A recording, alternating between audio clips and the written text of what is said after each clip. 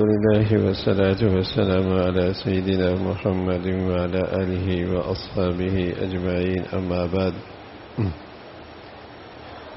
لا ينتهين قال النبي صلى الله عليه وسلم لا ينتهين أقوام عن ردعهم جماعات أو لا يختمن الله على قلوبهم إلى آخره.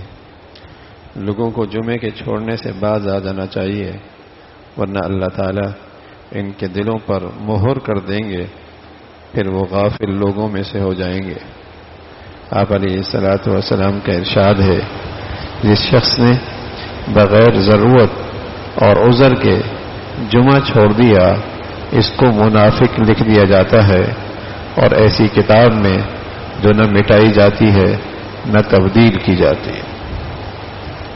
جمعہ عظیم الشان دن ہے اور اس امت کے لیے اس کی خاص فضیلت ہے. 7 دنوں میں جمعہ ایک سردار کی حیثیت رکھتا ہے. ایک جمعہ ایک عظیم دن کی حیثیت رکھتا ہے، اور اس میں جمعے کی نماز کی پھر فضیلت بھی بہت بڑھ جاتی ہے.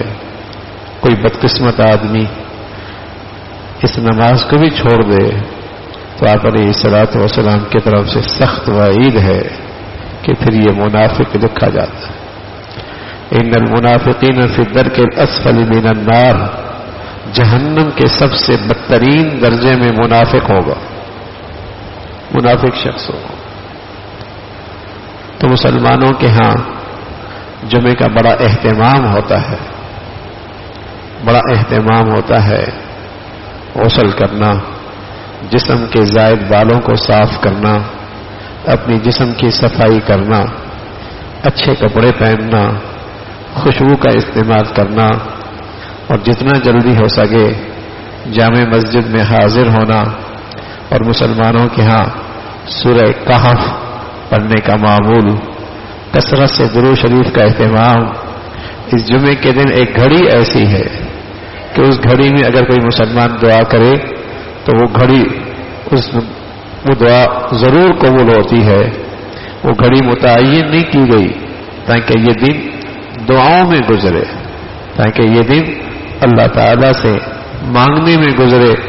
اس جمعے کی فضیلت ہے، جس شخص نے 3 جمعے پہ در پہ چھوڑ دیے اس نے اسلام کو پس پشت پھینک دیا. یوں تو نماز کا چھوڑنا بھی سخت وعید ہے. ما سلککم فی سقر قالوا لم نک من المصلین، جہنم میں کیوں پڑے ہو؟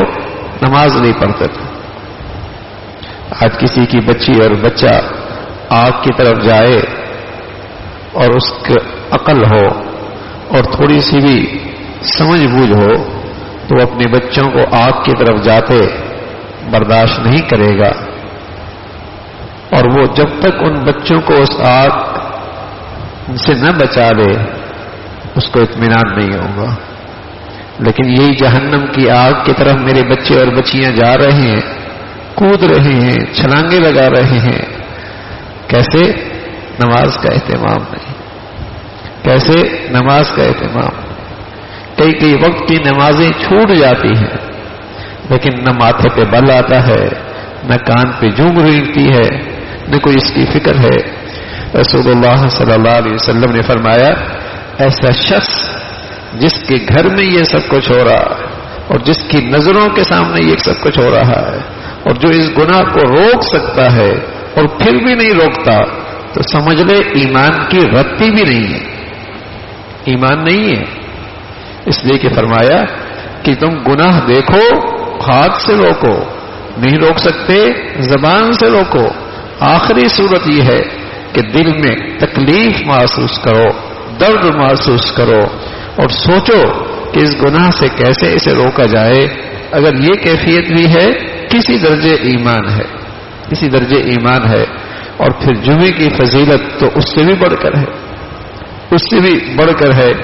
تو فرمایا جس شخص نے 3 جمعے پہ در پہ چھوڑ دیے اس نے اسلام کو پس پشت پھینک دیا.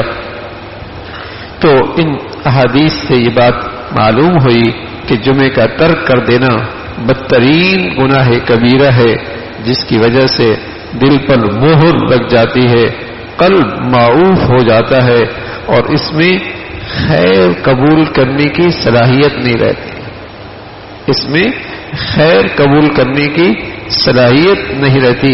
ایسے شخص کا شمار اللہ کے دفتروں میں منافقین میں ہوتا ہے کہ ظاہر میں تو مسلمان ہیں، ظاہر میں تو مسلمان ہیں مگر قلب میں ایمان کی دولت سے یہ محروم ہے، اور جس کا دل ایمان کی دولت سے خالی ہے، ایسے شخص کو اس گناہ کبیرہ سے جتنا جلدی ہو توبہ کرنی چاہیے اور حق تعالی شانہ سے صدق کے دل سے معافی مانگنی چاہیے، صدق کے دل سے معافی مانگنی چاہیے تاکہ اس ظلم سے اور اس سیاہی سے اس کا دل پاک ہو اور صاف ہو اور اس کے اندر خیر اور اچھائی اور نیکی کی بات قبول کرنے کی صلاحیت پیدا ہو۔ اللہ تعالی ہمیں بھی اس عظیم دن کی اہتمام نصیب فرمائے اور اس کے اعمال کرنے کی توفیق نصیب فرمائے۔